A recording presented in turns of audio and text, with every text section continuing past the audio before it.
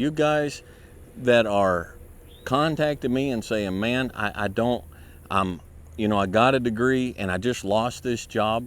Listen, and I'm not making light of it, okay? Let me just put it in perspective, all right? I've got 5 grandbabies. Now, one of those grandbabies is, let's say that grandbaby is 14 months old and they're learning to walk, okay? And so they're just in a diaper. You've seen it, they're just in a diaper and they're going across the kitchen floor to mama and they're kind of weaving a little bit, and their little fat feet and their little fat thighs are just kind of thunk, thunk, thunk.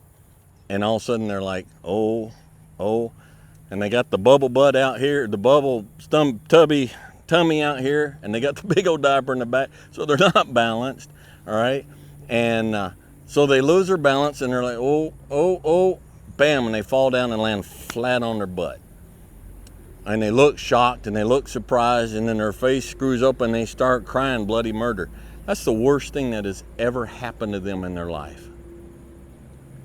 It's like a disaster of apocalyptic proportions because it's all they've ever known. And you've just gone through a breakup, and it's the worst thing you've ever been through. And it's a disaster of apocalyptic proportions because you haven't had the time and the experience yet to develop worse and to turn around and look at that in relation to the realities of a long life well lived.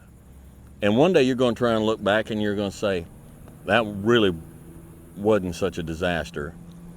And in fact, that was probably the best thing ever happened to me.